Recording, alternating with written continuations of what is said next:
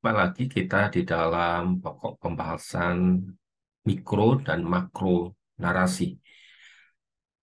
Di kesempatan kita kali ini, saya akan melanjutkan pokok pembahasan kita tentang fungsi kesaksian dan juga hal-hal yang perlu kita perhatikan di dalam memberikan kesaksian di tengah-tengah jemaat, khususnya di dalam proses pembuatan struktur kerangka khotbah. Bagian-bagian sub yang akan kita bahas yaitu tentang kesaksian di dalam khotbah, fungsi sebuah kesaksian, fungsi dari sebuah pengalaman, fungsi dari sebuah apa yang sedang kita alami, yang kita ceritakan kepada jemaat. Yang pertama, kita akan melihatnya dari sisi sejarah, bahwa fungsi kesaksian di dalam khotbah itu begitu sangat integral, begitu memiliki hubungan dengan iman, keyakinan mereka di era gereja awal, mula-mula. Berarti cerita yang sedang mereka ceritakan oleh kitab kisah para rasul, oleh para murid, oleh para Paulus, dan orang-orang yang ada pada waktu itu, semua berbicara mengkaitkan cerita itu dengan sesuatu yang integral, yaitu tentang iman mereka kepada Tuhan. Dia berbicara mengenai karya kebangkitan dan juga karya kematiannya, bahkan kebangkitannya, kenaikannya Yesus di atas surga. Nah, bagian ini menjadi satu bagian yang sangat penting untuk menjelaskan bahwa kalau kita melakukan kesaksian, berbagi pengalaman, mulai bercerita, kaitkan itu dengan iman kita kepada Tuhan. Itulah bagian yang harusnya kita pahami di dalam konteks sejarah pada waktu itu. Jadi cerita bukan hanya sekedar bercerita, tetapi dia memiliki sebuah kemampuan yang kuat. Apa yang kuat itu yaitu di dalam bagaimana cerita itu membangun iman, membangun keyakinan, membangun harapan tentang siapa pribadi Yesus. Itu bagian integral dari sebuah kesaksian Kristen yang ada. Dan yang kedua, fungsi daripada kesaksian atau ilustrasi atau pengalaman, dia adalah mengklarifikasi, memberi penjelasan, memberi sesuatu yang lebih konkret. Kesaksian dapat digunakan untuk mengilustrasikan, menjelaskan prinsip-prinsip, nilai-nilai, ajaran-ajaran dalam hal yang lebih konkret, relevan, ataupun praktis. Dengan kata lain yang lebih nyata. Dengan kita melakukan kesaksian, pengalaman itu sangat membantu menjelaskan konsep yang abstrak dengan memberikan sebuah contoh-contoh yang ada di dalam kehidupan kita saat ini. Yang ketiga, cerita itu membangun emosi. Kesaksian dapat membantu pembicara dan pendengar untuk membangun sebuah emosi yang ada. Emosi saya dengan jemaat bisa diklokkan sehingga di dalam kita membangun sebuah struktur khotbah, membangun sebuah komunikasi di tengah-tengah jemaat punya satu arah yang sama. Kita jelaskan di dalam sebuah cerita. Bukan langsung kita mengatakan hal ini, hari ini saya akan berbicara mengenai ini. Seakan-akan jemaat dipaksa. Seakan-akan jemaat didorong untuk mendengar. Tetapi bagaimana kalau kita bicara soal pilihan? Kita mulai bercerita tentang kehidupan dengan beraneka ragam pilihan demi pilihan yang ada. Itu sangat membawa jemaat merasakan emosi Anda, merasakan emosi kebutuhan daripada umat, sehingga mereka bersama-sama melakukan tindakan yang akan kita ceritakan, yang akan kita khotbahkan di dalam 30 menit ke depan.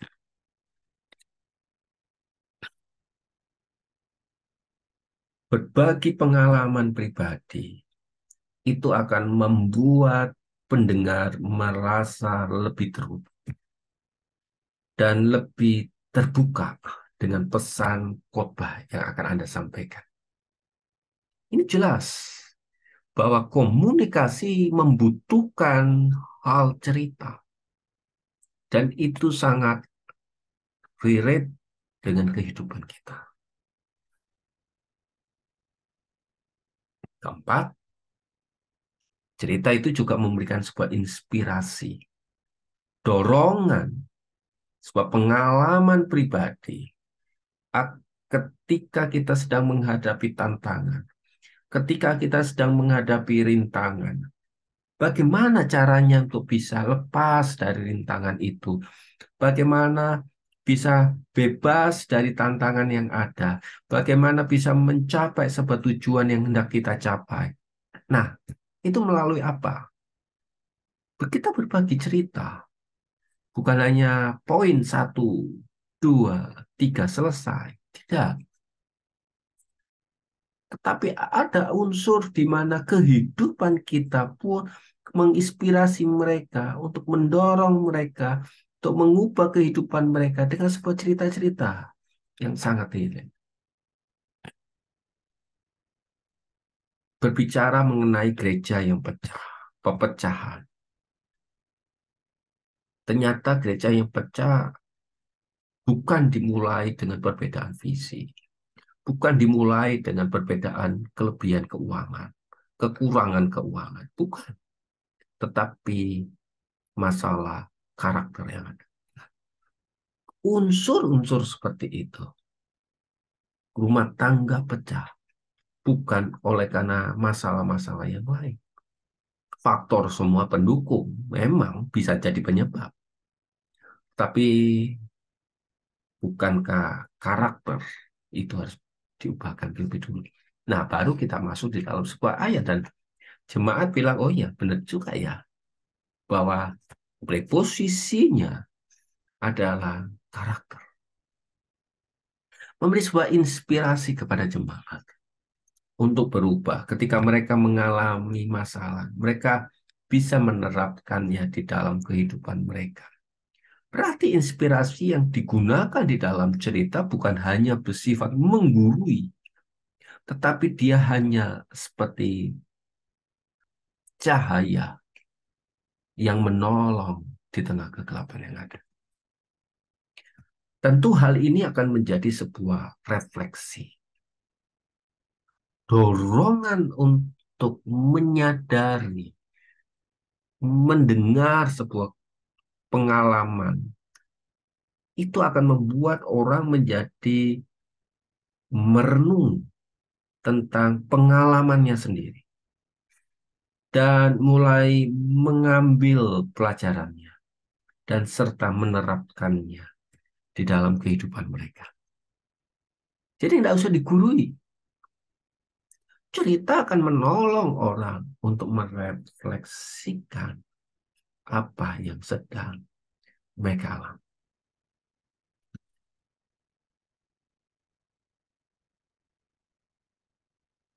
Dia juga berbicara mengenai kepribadian pengkhotbah. Ketika kita bercerita tentang pengalaman,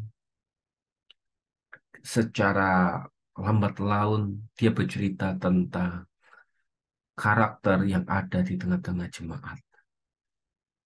Karakternya pengkhotbah. Dan ini akan sangat mendorong pribadi ini menunjukkan bahwa khotbah itu akan menjadi sebuah khotbah yang manusiawi.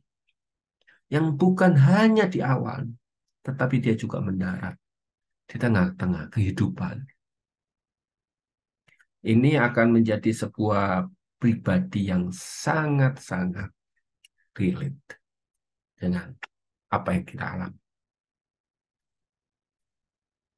Karakter kita yang suka marah di mimbar mungkin akan menjadi orang yang lemah lembut, tetapi di tengah cerita yang ada, tanpa jemaat dikasih tahu siapa bagaimana karakter kita akan nampak dari situ. Tentu saja ini aja pengingat nilai-nilai moral. Kenapa? Kisah sebuah cerita hanya akan menjadi sebuah pelajaran moral tanpa kita mengkaitkannya dengan makro atau meta narasi. Cerita ya tetap cerita, diajarkan moral, diajarkan hal-hal keagamaan yang baik, tetap cerita. Tetapi kalau kita masukkan itu di dalam sebuah hal di mana khotbah itu mengarah kepada tujuan kesaksian tentang makro narasi, maka berubah fungsinya. Dia bukan hanya sebagai pengingat moral, tetapi membantu mereka menyadari bahwa ada Allah di tengah kehidupan mereka. Ada Roh Kudus yang membantu kehidupan mereka, yang mengingatkan agar mereka mengalami transformasi di dalam kehidupan. Apalagi cerita itu menjadi sebuah kekuatan. Kalau kita mengaturnya, membuatnya. Dan fungsi daripada cerita, dia memberi sebuah penekanan. Penting menguatkan kesaksian dengan bijak dalam sebuah khotbah. Memastikan bahwa pesan utama khotbah itu sangat relevan dengan tema yang sedang dibahas. Kesaksian harus dikelola dengan begitu sangat hati-hati. Kalau tidak, maka pesan dalam kesaksian itu tidak mengarah kepada makro narasi, kepada sebuah rencana Allah yang besar. Tetapi sebaliknya, akan membanggakan diri kita sendiri. Nah, inilah sebuah bahaya dari sebuah kesaksian yang ada. Olehnya, kita harus membuat rule tentang bahayanya sebuah kesaksian.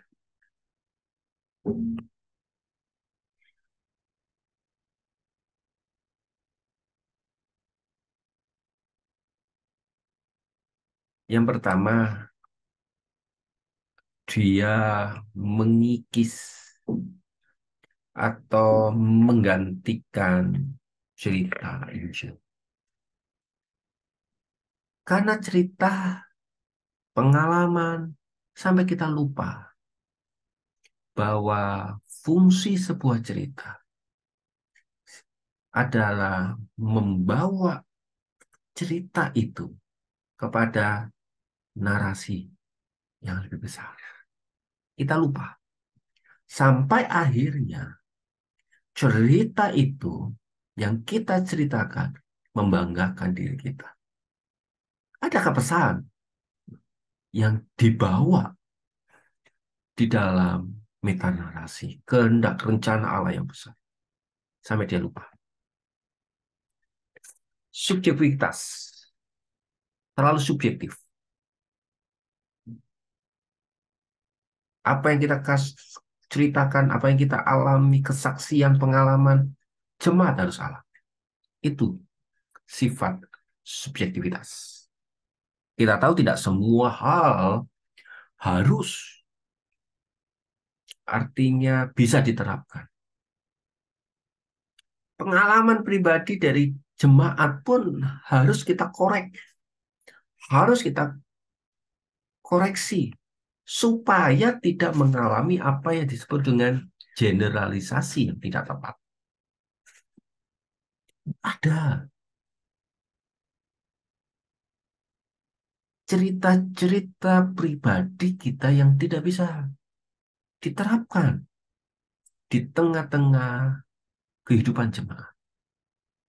Kita membagi cerita dan memaksa pendengar, jemaat, untuk melakukan apa yang kita ceritakan jadi doktrinal, pasti salah. Karena itu bahaya.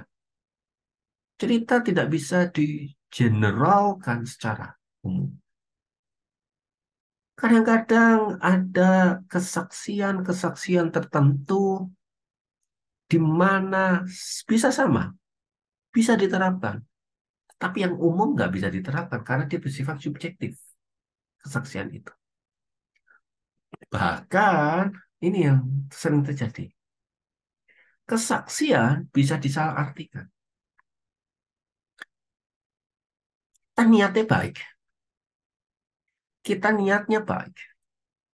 Kita bercerita dengan sebuah ketulusan. Kita bercerita dengan sebuah kemurnian. Tetapi bisa jadi cerita yang kita berikan, cerita yang kita bagikan, bisa disalahgunakan, bisa disalahartikan oleh jemaat. Semuanya ini karena kita tidak memiliki sebuah perspektif yang sama. Subjektivitas, generalis, kesalahan dari menginterpretasi, bahkan keragaman perspektif melihat sebuah kisah pengalaman bisa membuat pesan khotbah itu menjadi kacau. Kenapa? Karena kita kalau di kisah itu difokuskan ke meta narasi, maka selesai. Karena tidak ada sesuatu pun yang bisa didasarkan kepada eh, kisah, cerita, pengalaman. Karena kita mendasarkannya kepada kebenaran. Subjektivitas akan menjadi sesuatu yang objektivitas ketika kita melihat Allah. Generalisasi yang utuh, yang tepat ketika seorang pengkhotbah menyampaikan kebenaran yang relevan. Karena Alkitab juga bersifat relevan hingga hari ini. Kesalahan interpretasi, kemurnian hati, penyalahgunaan sebuah cerita tidak terjadi kalau kita memfokuskan ceritanya kepada hatinya. Bahkan fokus pribadi tidak akan bisa ada dalam kehidupan para pengkhotbah, para yang bersaksi. Karena semua diarahkan, difokuskan, di, diutamakan kepada urusan meta narasi. Betapa kuatnya sebuah unsur cerita, tetapi unsur cerita itu bisa menjadi sebuah bumerang kalau kita menyalahgunakan di dalam fokus pemberitaan sebuah kesaksian yang besar itu. Nah, untuk mengujinya, Bapak Ibu Saudara-saudari, yang pertama, mari kita apakah kesaksian itu sejalan dengan ajaran yang ada di dalam Alkitab, ya. Bagaimana ajarannya secara umum saja. Apakah itu sesuai? Tidak. Itu paling mudah. Tentu yang kedua, kita melihat apakah kita eh, mengkonfirmasi dengan tulisan yang ada di dalam Alkitab. Apa yang ada. Jadi Bible itu menjadi bagian yang utama di dalam kita melakukan pengujian sebuah kesaksian. Minta konfirmasi, apakah itu ada di dalam tulisan Alkitab? Enggak. Apakah pada waktu kita menceritakan, berbagi pengalaman, ada kutipan-kutipan enggak di dalam Alkitab? Jadi semua fokusnya kepada Alkitab. Mari, apakah ada kaitannya enggak kalau kisah itu dengan kehidupan atau pesan utama atau pesan khotbah yang akan kita sampaikan, ada enggak? Kita mengkaitkannya di dalam pesan Alkitab, pesan khotbah menjadi fokusnya. Gunakan kesaksian itu sebagai ilustrasi, sebagai alat dukungan, bukan sebagai doktrinnya. Ya.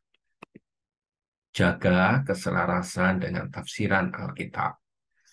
Tentu para tokoh-tokoh yang melakukan tafsiran Alkitab pun sudah belajar tentang Alkitab. Dan dia tidak akan menulis tafsiran Alkitab itu berdasarkan pengalamannya dia sendiri, tetapi berdasarkan kebenaran-kebenaran yang sudah dinyatakan juga secara ilmiah. Tentu kesaksian itu berjalan sesuai dengan hal-hal yang bersifat umum, bersifat yang bisa masuk akal, karena dia memang sifatnya dia memberi dukungan kesaksian itu. Tapi kesaksian itu juga bisa diuji sejalan dengan ilmu-ilmu yang lain. Ya, bukan hanya di dalam Alkitab, tetapi dia juga berjalan sebagai ujian dalam kan ya. Ya. Bapak Ibu Saudara-saudari, setelah kita melihat bagaimana ujiannya, bagaimana kita melihat fungsinya dan peran-perannya di dalam khotbah, saya merasa kita harus memasukkan unsur cerita di tengah-tengah khotbah kita, tetapi kita juga harus mendorong diri kita, apakah cerita itu kita seleksi, apakah itu layak ditampilkan, bagaimana mengkomunikasikannya. Nah, bagian yang akan datang, kita akan berbicara mengenai mengkomunikasikan sebuah cerita yang ada.